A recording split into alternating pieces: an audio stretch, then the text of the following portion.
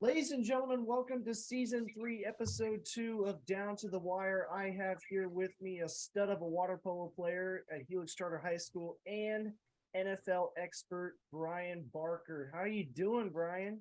I'm doing good, people. All right, first question. You ready? Ready. All right, so when you came in as a freshman at Helix, what made you decide to try out water polo in the fall? Well, my mom played water polo in high school, and she really motivated me to do it. Okay, but did you, how did she motivate you? She motivated me. The main reason why is because I love because I like the water and swimming in it, and I'd also make a bunch of good friends, and she was right. Hey, was it also because you're a good thrower of like a ball? I didn't have as much experience as I did now. Oh, but I can throw pretty good. All right, you can throw pretty good. Speaking of throwing pretty good, that lob you scored against Steel Canyon in one of the last games of this past season, describe to me in detail how you felt when the ball went in behind the net and what you needed to do to kind of get it over the defender and throw it in there. It felt so surreal, let me tell you. I didn't even know that went in. I just heard everyone screaming and going crazy. And what I thought at that very moment, when I had the ball in my hands, was his Coach Mikey wants me to score by the end of the season, and that's the only thought I had, and boom. There you go. There you go. What position do you play, Brian? What would you say is like your primary position when you hop in the water? Well, I don't really know positions of water polo as much as like you do. So to be honest, I don't know. Did you ever try goalie in practice?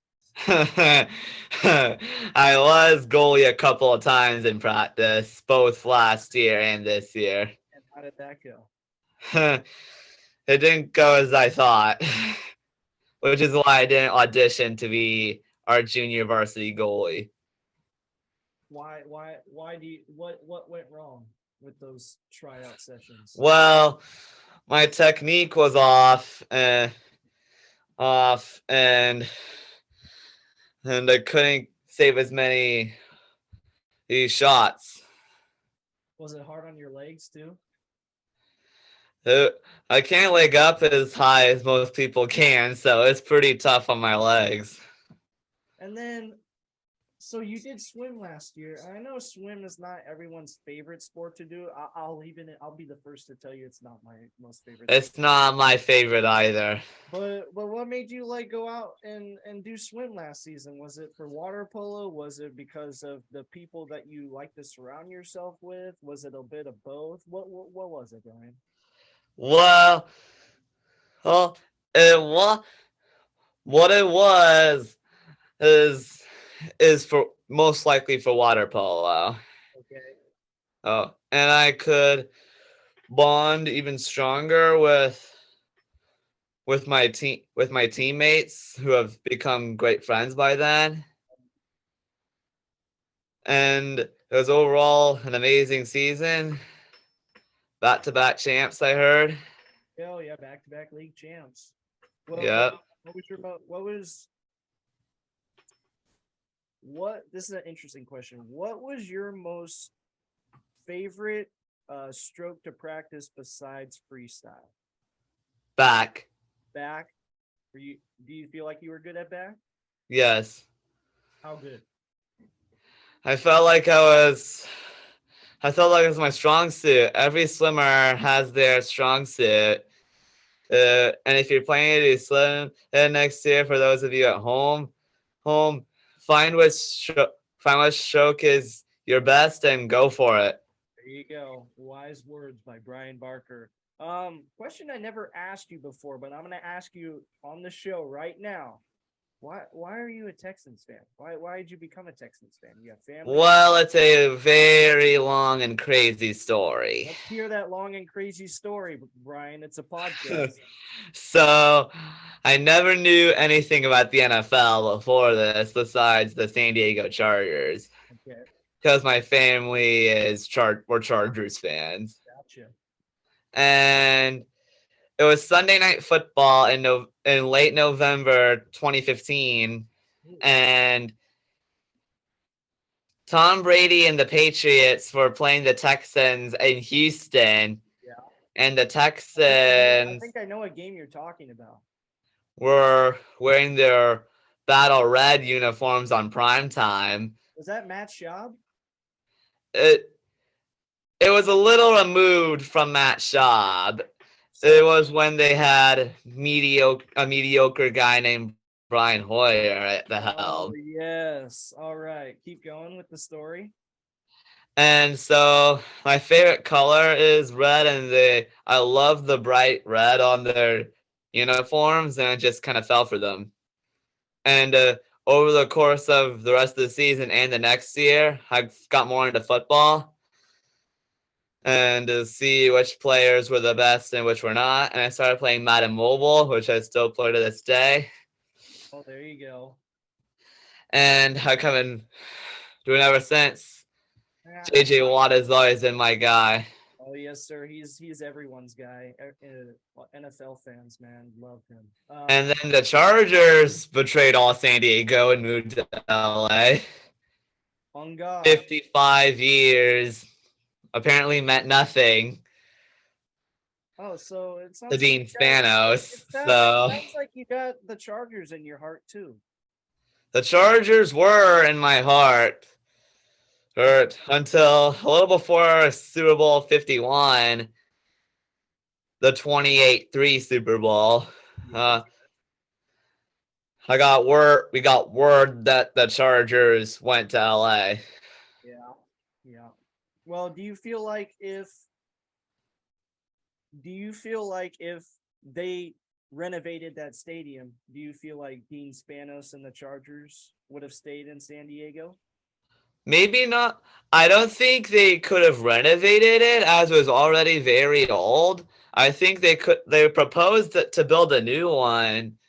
So completely just break it down, build a new Scrap it, demolish the Qualcomm, and build a new one. I heard They did that too late with Snapdragon Stadium at the spot where Qualcomm was.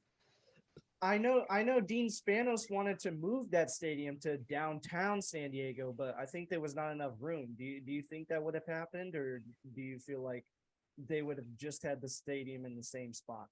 I don't really know how much room downtown had at the time, so Not a lot.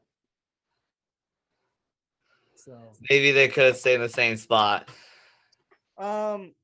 So you said you became a Texans fan in 2015. How did you feel the following year, the next full year, 2016, when they made the playoffs and won the AFC South with Brock Osweiler, by the way? That man is trash. He should have just stayed in Denver and be the successor of Peyton Manning.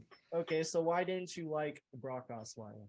Well, Peyton Manning retired as one of the greatest of all time. And the Broncos really needed a QB. And John Elway, who's a legend at GM, curiously traded him to Houston in free agency. And he's not a legend of a GM. But he's a legend of a quarterback, right? Yeah. You know who he drafted that year? Paxton Lynch. Yeah. Exactly. Who's another bust. Exactly. And the Broncos are still looking for their franchise quarterback. Even with Russell Wilson there? Even with Russ. The Broncos are doing awful. Okay, so Russ is my favorite player, like, of all time. You grew up during the Legion of Boom and when Russell Wilson was at the helm. Hey, I'll tell you this though, Brian. Pete Carroll had a losing record with most of those defensive players before Russell Wilson got there. Maybe because they had Matt Hasselbeck. Yeah, Matt Hassel. You know what Pete Carroll's resume was before Russell Wilson arrived? What? Fired 14-19 and Matt Flynn at quarterback. Matt Flynn. That except for that one big game he had against Detroit in 2014. Yeah, yeah. But let me not a good quarterback. Let me ask you a Russell Wilson question then with Denver. So you think that Russell Wilson, with the success that he's had and the person that he is, like just very competitive, willfulness, desire, you don't think he has a chance to bounce back? You just think after 1 year, 34 years old, he's a washed quarterback? He really does have a chance to bounce back. Heck, let me tell you that. Is it because of his concussion that the Broncos have been doing horrible? Well, he's not playing right now. He's not playing this week. He's in concussion protocol. But, yeah. So you don't think Denver has a franchise quarterback? Explain that to me. Well, after Peyton Manning retired and they traded Brock Osweiler, they didn't even start Paxton Lynch. They started some guy named Trevor Siemian some 7th round pick. Yes. And he had one above average year, and then it all fell from there. They re-signed Brock, but it was too little too late. Yeah, maybe. And Drew Lock was their only average QB they had. Horrible. And then they traded Russ for Russell Wilson, but I still think they have a chance of Russ being their franchise QB. Broncos fans, you just had to be a little bit more patient. I guess so. So, okay. As a Texans fan, like in the 7-year span you've been a Texans fan, from 2015 to now, what has been your most favorite season and why? My favorite season? Well, speaking of that, the 2016 season was an epic season with J.J. Watt gone for the whole year and get the number 1 defense, win the division for the 2nd year in a row, and going to the divisional round. They were the number 1 defense that year? Yeah. Wow.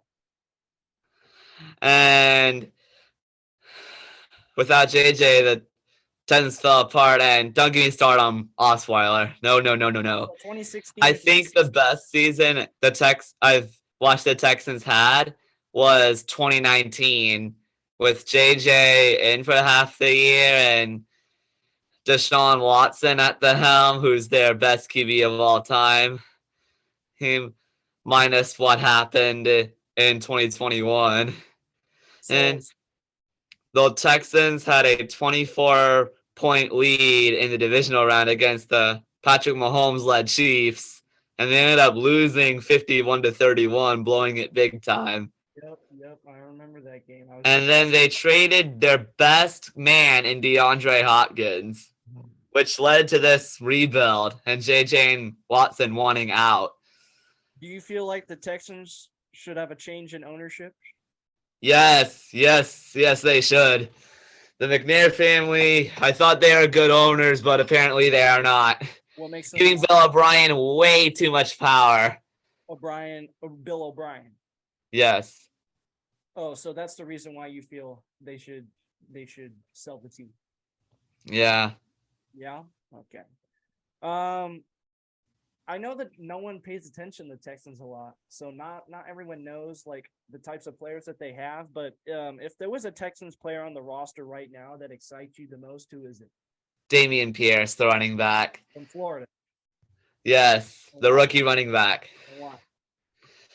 He looks like a beast, and I think the rushing game is going to look good over the future. And with your guy Davis Mills at the Mills, baby. Texans QB, they're on the right path. The Texans are definitely on the right path. So it's going to be a rough decade for the Texans, Decade? but I'm supposed by the late 2020s they'll be relevant again. So Davis Mills at the helm then. So do you think Mills is their franchise quarterback. you don't think Houston's going to go out and get a quarterback with the first pick of the draft next year? The 2023 draft is loaded with QBs. Exactly. But I think that more teams are in need of a quarterback than the Texans. That's my personal opinion. I say a team like maybe the Bears. The Bears. With how great Justin Fields is playing right now, you think How great is Justin Fields? he's really good? He's not winning a lot, but he's really good. Interesting, but I thought you were gonna say a team like I don't know. a lot of teams have a good quarterback, Washington, but the Giants. the Giants, Daniel Jones finally broke through. Yeah, but he still sucks. I think the Panthers need a QB more than the Texans. I agree too. Baker Mayfield experiment sucked. Sam Darnold is a bust. And this PJ Walker guy was a star in the XFL. Remember that in 2020? Yes, I remember that. He was real good. But then the season closed because of COVID. They had another quarterback, didn't they? The Panthers? Yeah, it was Sam Darnold, Baker Mayfield. Mayfield's gone. Darnold's the number one guy. Well, PJ. Yeah. It was PJ Walker from the XFL. PJ Walker. Their backup. Yeah. So you don't think, what have you seen then in Davis Mills then that makes you say this? That makes you say, hey, the Texans don't need a quarterback. Well, Davis Mills needs some time. Maybe he'll pull off a Jalen Hurts like move in 2023. If not, we're gonna need a get a good QB. You do need a QB. So I still think the Texans have a good chance of getting a QB with their first pick in the 2023 draft. I think you do need a QB, Brian. Yeah, they really do. I think you guys might go get Bryce Young. Tank for Bryce Young and call it a day. Well, what do you think of Bryce Young? From what I've heard, I don't follow college football at all, but from what I've heard, he's amazing, and he's gonna be the top. He's got a top prospect. I've heard that too. Okay, out of all the great players in this league, and there are tons of great players, who is your favorite to win NFL MVP and why? Jalen Hurts. Okay, and? Because he basically had a magical Patrick Mahomes / Lamar Jackson like season, getting the Eagles to 13 wins and maybe counting in the last weeks of the season. And I also have the Eagles as my favorite to win the Super Bowl. I was just going to ask you that. If there were 4 teams that you would have in the Super Bowl right now, who would they be? Like, to win the Super Bowl. Like, my top 4 favorites are the Eagles, the Bills, the Chiefs, and I would say San Francisco. I would say San Francisco too. They're overdue. Hey, what do you think of Brock Purdy? That guy's amazing. He's Mr. Irrelevant, for crying out loud, and he beat the greatest man of all time. No, but what have you seen from Brock Purdy like that makes you like feel really excited about San Francisco right now? I've seen a lot of Brock Purdy already, and I don't really know what he's up to, but are Trey Lance and Jimmy Garoppolo both out with injuries? Yep. I don't think Garoppolo's coming back. To the Trade Niners. Jimmy G, let Yeah. Trey Lance take over, and let Brock Purdy be at backup. This is interesting. So you think after this season, Trey Lance should get the start? Why? He's younger, and he's seen flashes in that one game he played before he got I hurt. think Brock Purdy's younger. Purdy's even younger, Yeah. but I still think that Trey Lance deserves a fighting chance. So you feel like Purdy's shown an ability to win, though, especially on the. He is, and he just won on the road against Seattle.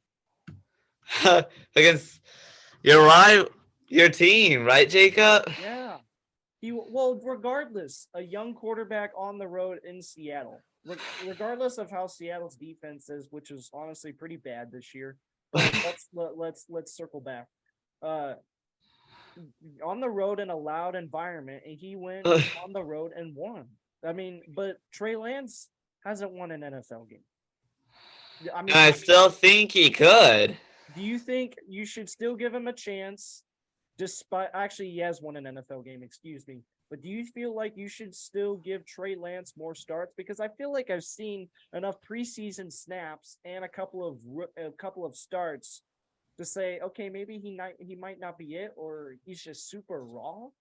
But I don't know. I feel like as of right now, the Niners giving up 3 first-round picks might be a mistake. What do you think? 3 first-round picks to get what? Trey Lance. Trey Lance? They moved up in the draft to get Trey Lance. They had to trade 3 first-round picks. My word. But we're going to have to see next season because I can't give an intelligent answer right now. But what I think is give Jimmy G to a QB-needy team or let him walk in free agency.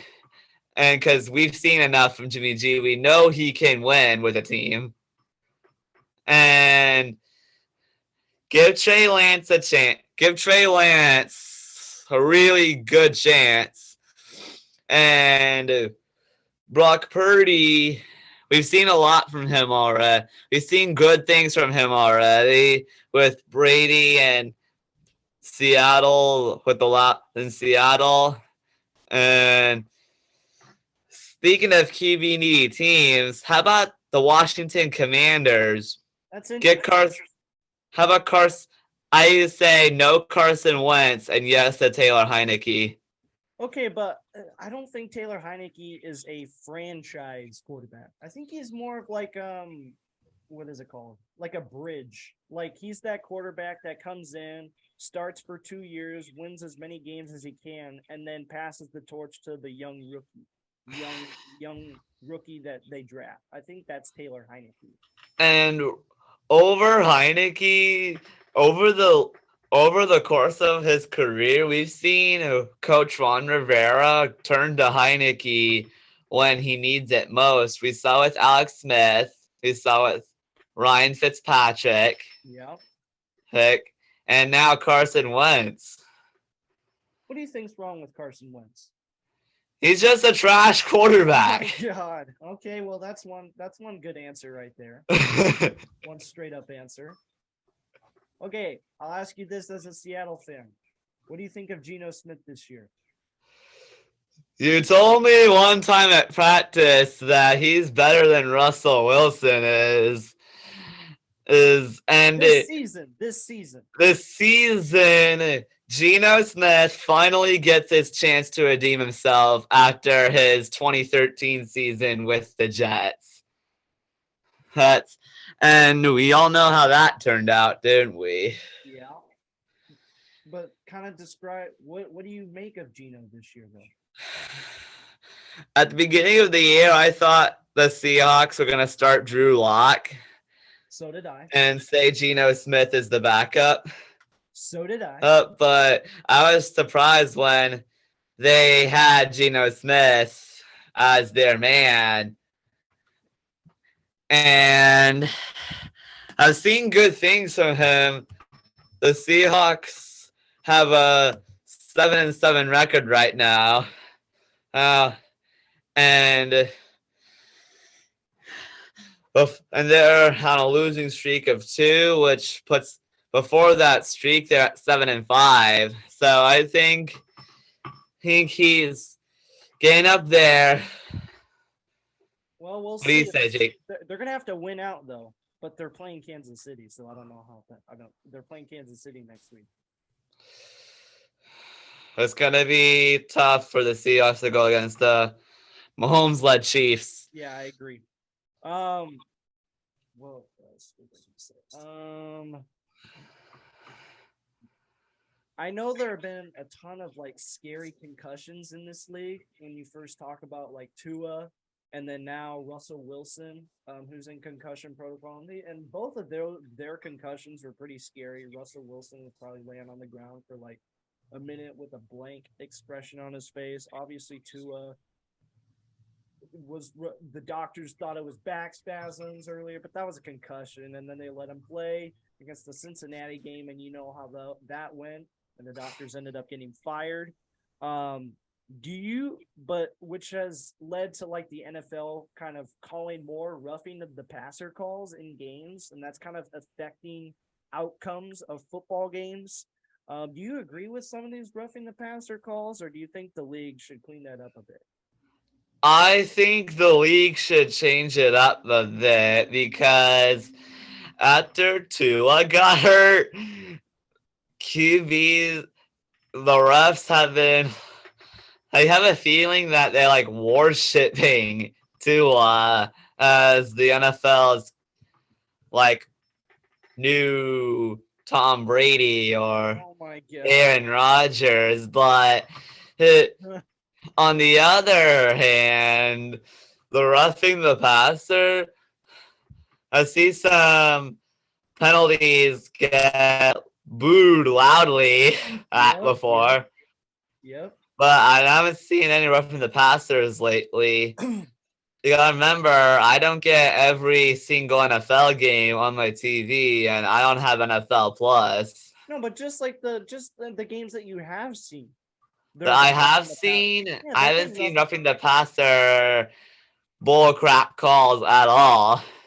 Like even the Chargers game last week. Last week, I don't think I watched that game last week. Who did they play? It was the Dolphins. The Dolphins, huh? Yeah.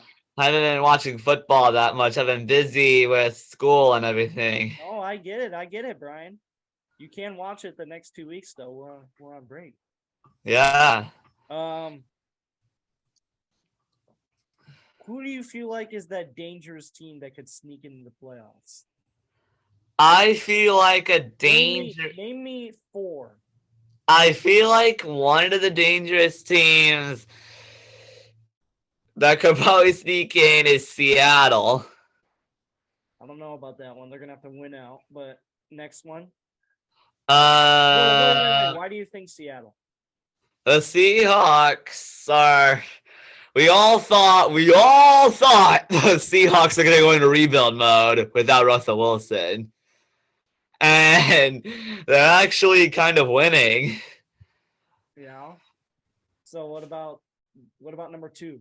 Another team that I think could sneak in is the Chargers. Okay. They're overdue for the playoffs. Justin Herbert needs some action in the playoffs. Yes, the NFL would absolutely love that. Here's an interesting question. Do you think Brandon Staley gets fired if he goes the 2 years without making the playoffs with Justin Herbert? Well, if he does his aggressive play calling like he did at that Week 18 game when he called his own timeout, like he called the timeout instead of the Vegas Raiders, like he could probably get fired. Yeah, I agree. So that's your second team. What about your third team? My third team, I say the Giants. They're looking pretty hot. I don't know about that one, Brian. Daniel Jones and Saquon Barkley have been come back. They're reeling a bit. in comeback years. They were 6-1. What happened? I don't know what happened. They're like 7-5-1 now. Oh my gosh. Or something like that. They played tonight. Did something fall apart? That's a game. Okay, fine, Brian. There you go. That's a game you should watch tonight. What? The Sunday night game. Who's playing? Washington and New York. Speaking of Washington, they're my fourth team to go to the playoffs. So your fourth team? Yeah. So did you name? Okay. So so you named Seattle, New York, Washington, and Los Angeles. Yes. I'm surprised you didn't say Detroit. The Lions were my fifth candidate, but I was limited to 4, so I had to think quick on my feet. The NFL. Why wasn't the Lions on the top of that list? The Lions, I've seen, have done for the first time in a really long time, and maybe since their playoff berth in 2014, they're doing pretty good. They had a playoff berth in 16. Yeah, I know, but they're just above average, not a little bit above average. Yeah. I mean, I don't know. I mean, you don't think they won 5 of 6 or now 6 of 7 now? You don't think they can make it in? It's anyone's game with the 18-week schedule and the 14-team bracket. Yeah, we'll see, Brian. We will see. What do you think of the Pro Bowl not having just playing their game as flag football instead of like pads and I didn't like the 2022 Pro Bowl. Neither did I. I thought it was boring. But they're switching it up now to flag football instead of putting on helmets and pads. What do you think of that? That's just stupid. Like, the Pro Bowl is supposed to be where all the NFL's best players get together and play like a friendly game. Yeah, but they don't want to get hurt. That's why they play like two-hand touch or whatever, and instead of tackling. Well, football is a physical sport, and it's really rough. So you're saying that the Pro Bowl should be treated as like a normal game and just have people tackle each other in a game that doesn't mean anything? It has been that way for I think, the entire history of the Pro Bowl. But I kind of respect the NFL's decision, but I liked the idea of the players wearing their regular helmets, like AFC. Say J.J. Watt was in the Pro Bowl, he would wear the Cardinals helmet. Yeah, I like that. Well, that's an interesting story, Brian. Unfortunately, you froze up right in the middle of that. So I saw you freeze up too, Jacob, on my side. So let's go back to I'll edit that stuff out in the podcast, but go back to what you were saying. You were talking about the Pro Bowl and how it's going to be different, and you mentioned some of the features that you like, such as the players keeping their team helmet on. Go back to that. So yeah, the team the team helmets idea was pretty creative.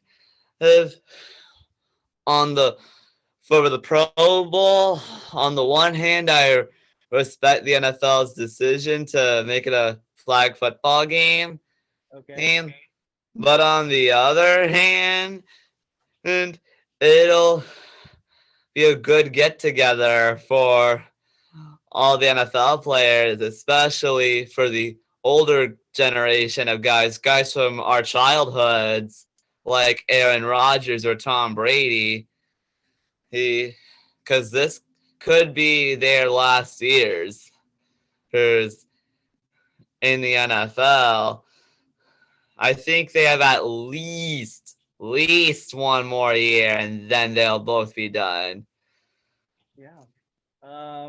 Yeah, I agree. I agree with that. Brian Barker, stud water polo player. He is an amazing student, smart kid. He is an NFL historian. He will literally tell you every Super Bowl winner ever existed in NFL history. He gets all the ladies. Look at him, bro. What he said. What he said. He's living the life right now. Thank you so much for joining the show, Brian. You're welcome.